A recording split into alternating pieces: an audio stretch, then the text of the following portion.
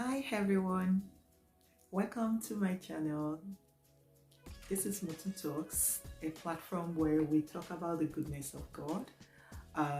We share lifestyle abroad in the abroad. We give valuable information that I think is going to be relevant to people out there. So welcome, and I would like to appreciate everyone that has been joining me on this platform and helping me to build this community together by subscribing to my channel, liking and sharing with your loved ones. God bless you. So today, what's up on Motun Talks? On Motun Talks today is actually a time out with Motun. So it's not a testimony journal, it's on time out with Motun.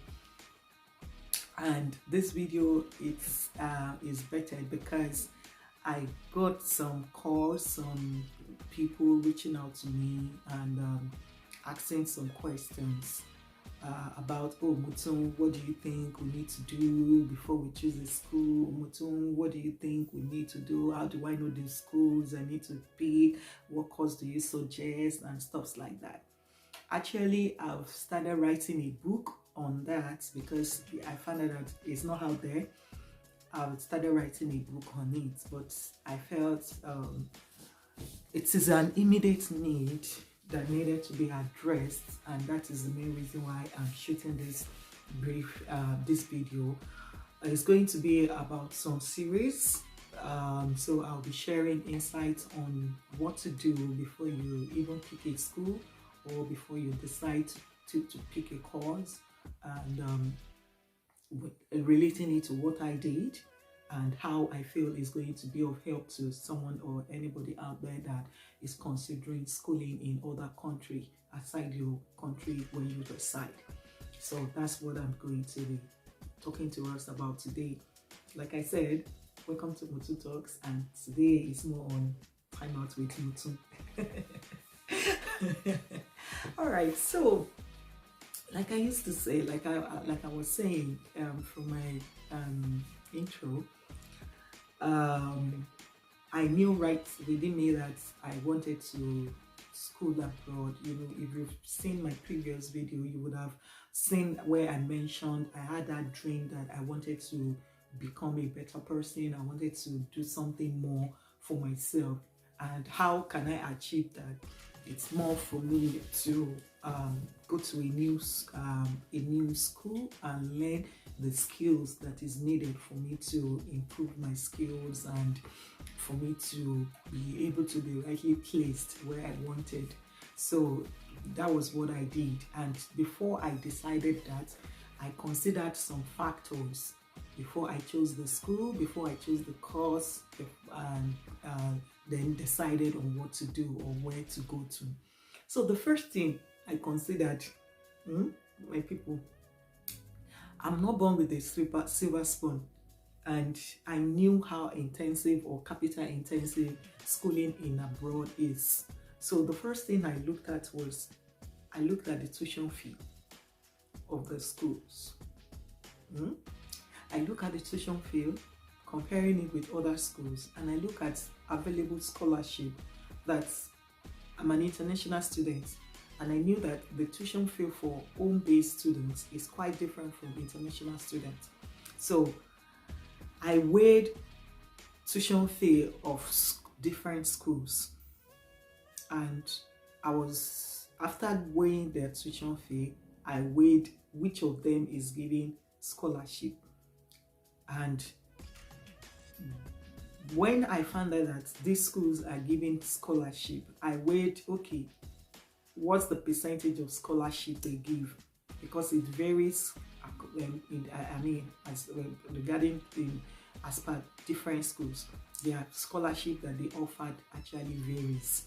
So I look at the scholarship that they are willing to give to international students. I weigh that, and also I explored other scholarship bodies like international organization that is offering scholarship for international students. I also offered a reviewed private organization that are willing to sponsor international students, and I also look at the school. So you see, I look at their tuition fee, I looked at their scholarship opportunities and options before I decided in going for any of the school. So the school that I went to eventually, I was given 5,000 scholarship, automatic scholarship. Once I was able to secure an admission, I was given 5,000 automatic scholarship, as compared to the other school that was willing to just give me 2,000, or the one that was not even willing to give at all. So I weighed that and I look at their tuition fee. So I knew that the course I was coming for is actually capital intensive, is a bit of on the high side. And the schools that I looked into, I saw that okay, they are of the same category of tuition fee. So if they're of the same category of tuition fee and this is willing to give me a more scholarship than the other, then I think I should pick this school. You understand? So that was the first thing I considered. That is me.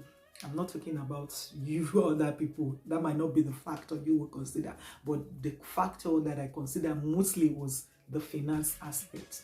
And because once you can get a scholarship, and that's one of the things I've been telling people that calls me, try as much as possible to secure a scholarship, because when I was studying, those that had scholarship, they had this easy they easily transited into, smooth transition into the school system, and they weren't even bothering about tuition fee or living expenses, because of what? That is already sorted for them. So they are living okay. Any addition they got was more just an addition. Unlike myself, where I had to start looking for funds to foot my bill, my tuition fee or my living expenses. It was a bit challenging combining both school and work together. So that's that. I'll be talking more on that in my following subsequent video. So consider, to me personally, I consider the tuition fee and available scholarship. That's number one. Then the number two thing I looked at was the school ranking in the global and the local community. So what's the school ranking? My own. I look at the schools, the three schools I chose. I look at their ranking in the global world and in their ranking in the UK.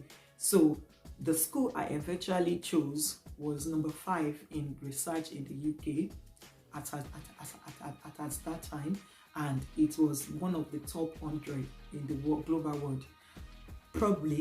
Possibly, maybe because I while I was even schooling in my back home, then I went to one of the best schools there, so I like prestigious schools.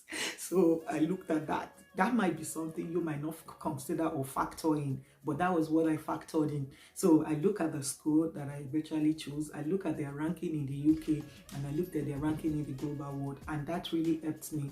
So eventually I chose the school. So I don't want to be here to start mentioning the name of schools, because no school, I'm not here to advertise any school in the United States or in the other part of the world. All I'm just here to tell you is more of what I did and what works for me. So I believe, I'm this kind of person that believes that if it has worked for somebody, you too can leverage on it, and it might work for you also. So that is what I did then during my time, and I think you too might want to consider that. So I've talked about the tuition fee and scholarship. I've talked about this school ranking. Then the next one is I examined the school's modules, the course module that I wanted to go for, and the teaching techniques of the school. So while I was deciding the course I wanted to go for, like I said, if you've watched my previous video, I was talking about I wanted to improve myself, and I felt when I've been getting this rejection from several people while I was still in my country, they were like, I don't have the qualification or the skills they are looking for.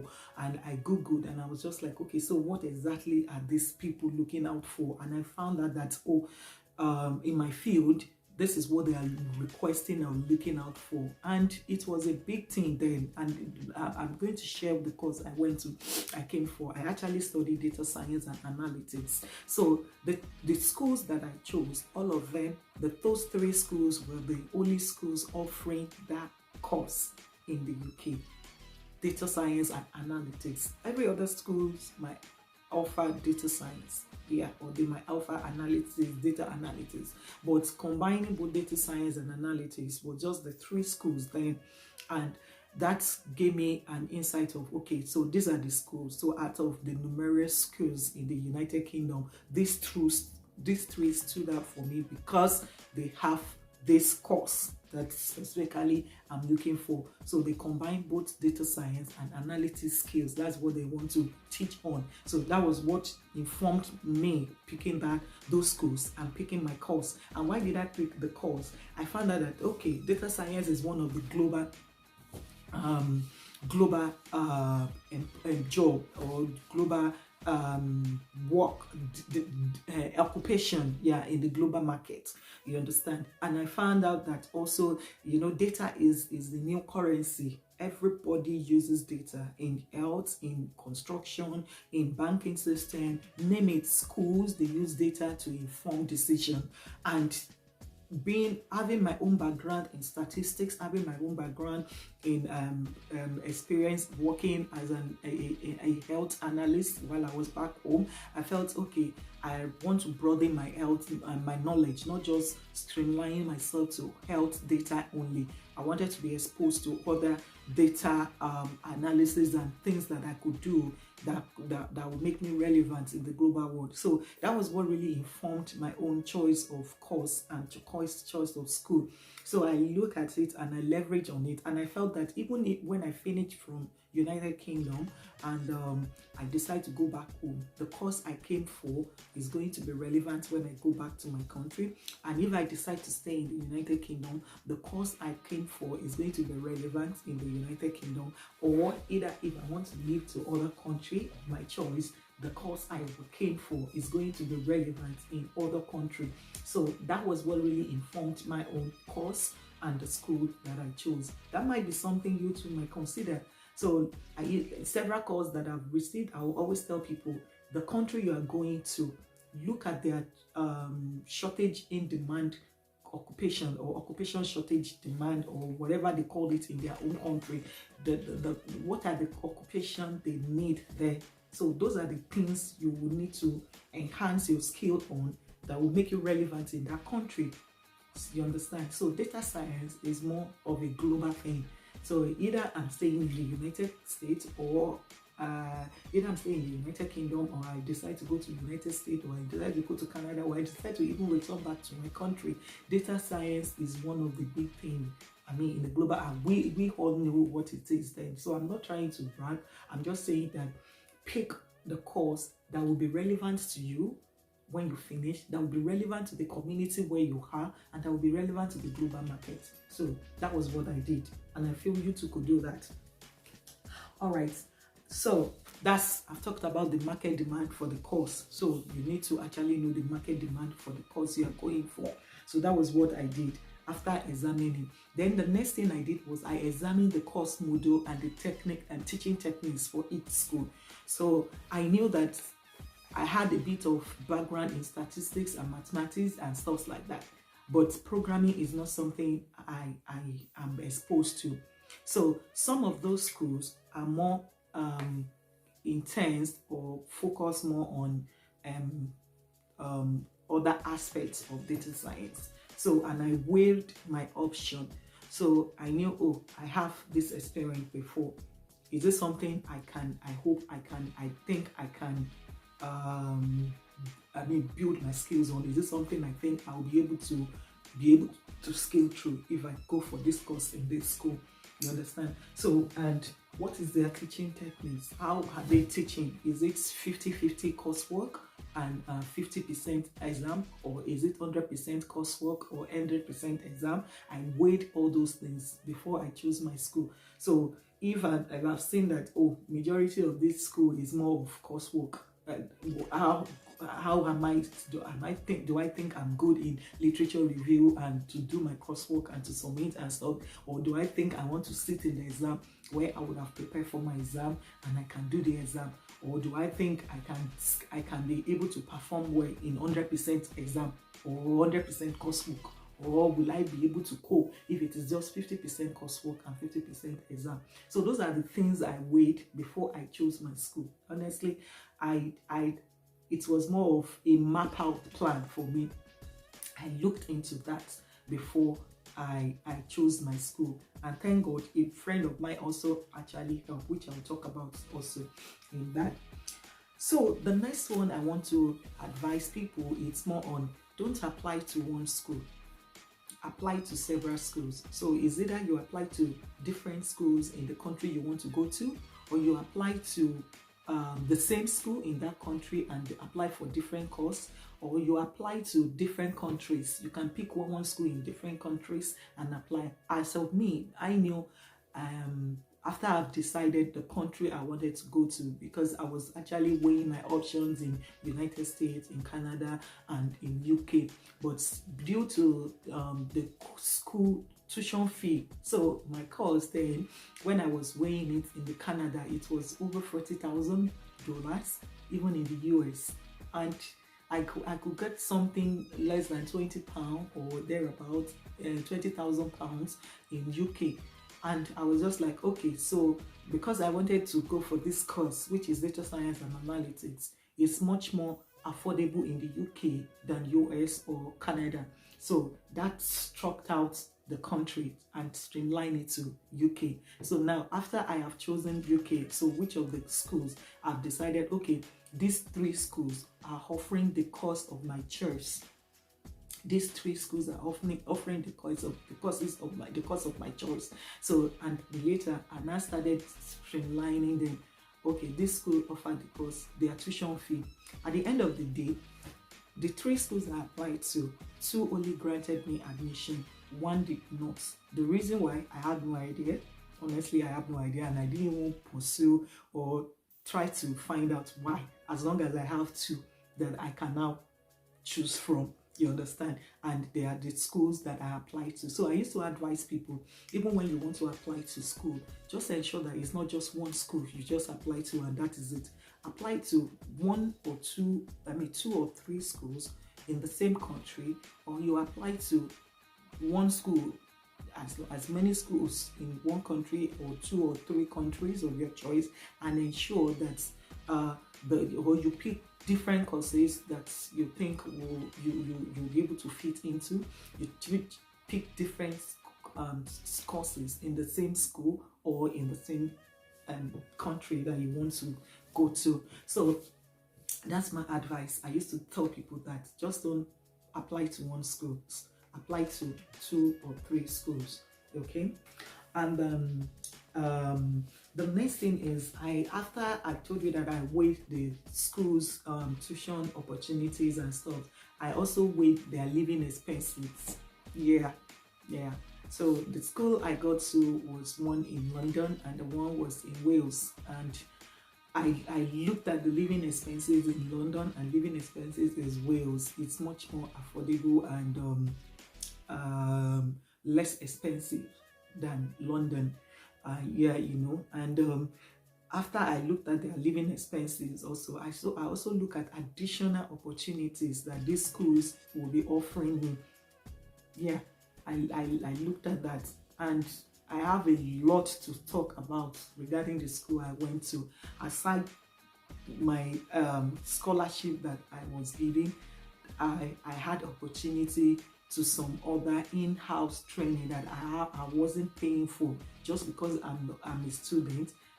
Just because I was a student in that school, I had that privilege to leverage on other opportunities aside school curriculum. So I have some other extracurricular activities that I plugged into, and those really helped me, and they are even still helping me till now. So I weighed all those things before I now decided, okay, I applied to 3 schools. 2 schools granted me admission. So which of these 2 schools should I finally pick and that informed my decision. All right. So the next the next or the next tip that I want to tell you before you, all right, the next tip that I want to give for you to actually before you leave your country or wherever you reside, it's on getting the admission itself. Yes, it's important that you even secure admission. And if you don't secure the admission, where will you be? Why do you want to go to foreign country if you are not securing the admission? So the admission, securing the admission is very, very important. And what are the requirements, admission requirements? You need to look into admission requirements for the schools you wanted to go to. Some schools will require that you write English, international English language tests before you, that's your IELTS, and some of them will not. But most important that I have not seen so far, all schools will require you to get your transcripts. And we know our African community with transcripts wahala. So to me, people now that I knew that maybe they are considering traveling, I used to tell them indirectly, please, as soon as you finish, just begin to process your transcripts from school. Because if you don't have your transcript, that might cause a delay in your admission process, and we don't want that. So I used to advise people, please, your transcript is very, very important. I don't know, of recent, somebody we were trying to complete the person's admission process, and they applied for this transcript for over 4 months, even if not more than. Till date, they've not gotten, as of now that I'm shooting this video, the transcript has not yet been, is not yet out from the school she went to in Nigeria. So your transcript is very, very, very important. I need to be very, very frank with that.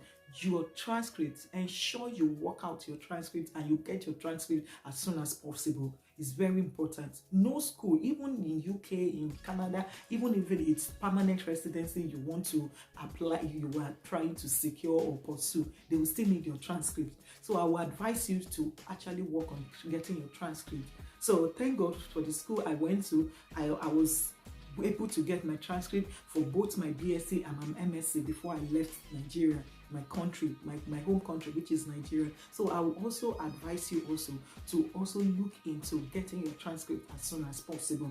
Then after you've considered your transcript, all school will ask you, you should write your statement of purpose. Yeah, statement of purpose. So during my own time, I wrote a statement of purpose and I gave it to people to actually proofread for me. So about 2 or 3 people would proofread, they proofread it and they sent to me, and I try to make adjustment. So your statement of purpose should be in line with why the school, why do you want to go for the course, and several other things, which I think I can shoot later on that. But your statement of purpose needs to be top notch. That will make you above, that will make the school want to give you admission than every other people or every other person that has applied to that school. So your statement of purpose is very, very important. You need to work on getting your statement of purpose ready. And I think I've talked about your result. So like I said, it's not all the schools that request English international English language test. Some schools will, some schools will not. So find out about that too. So if you need to register for that and do your tests. So if it is school, you will need academics. If it is residency, you will need general. And some schools in US is going to be more of GMAT and the rest. So the schools in US might not even require international English language test or something like that. They might require GMAT and the rest. So you need to prepare for all these exams if it is required. You need to get those done, Then the last but not the least on my list is having positive people and positive minded people that will help you. So while I was doing that, I was making inquiry. I was asking questions from some of my friends that have already studied in the UK. So what is their experience like? What advice are they going to give to me? And so they were very, very willing. So most of them were willing, and they shared tips on what to expect, what to do, what not to do, and stuff like that. So I don't know why I'm always but I need, not that I don't know, what I intend to say is I cannot underestimate having good people around you and asking questions. Don't keep quiet. I wasn't keeping quiet when I was planning all this. Though it took me years because I have to plan ahead, you know. I got the admission in 2016 and I eventually came to school in 2018. So it took me about 2 years to plan the fund, all the exams or transcripts or submission or everything that I needed. It took me about 2 years to do all those planning, but I was still asking questions to actually get me informed on what to expect when I get to the school that I applied to. So I cannot underestimate or underemphasize the importance of having good people surround you and asking questions. Don't keep quiet. Ask questions. There are some representative.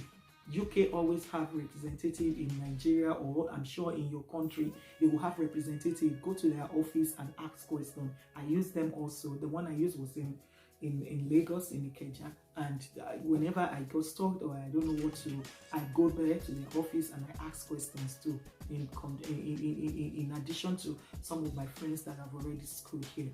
So, and the last factor, which I will say is more of the God factor. You don't have to use God factor out of this.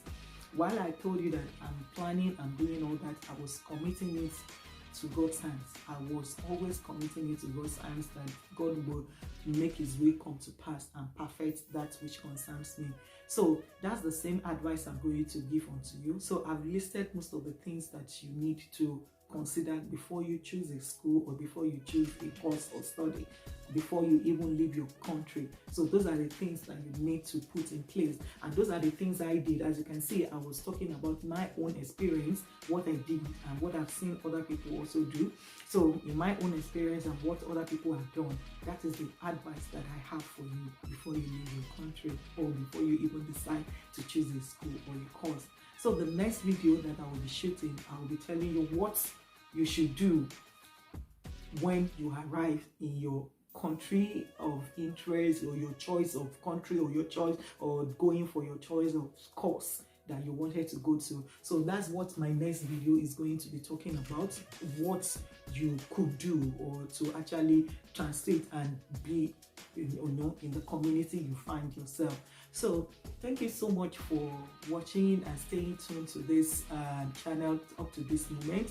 This is Motun Talks channel, but under this channel today is more on time out with Motun. So I really want to say a big thank you for watching, and thank you for subscribing. So if you've not subscribed to my channel, please kindly click the bell button and subscribe. Comment. If you have any question, ask. I will try as much as possible to respond to your question as much as possible, and share with your family, your loved ones. Somebody out there needs to hear this, they have access to this information. So Motun Talks is more of where we glorify God and we share valuable information to people out there. God bless you and stay tuned to my channel. See you soon. Motun Talks. Bye.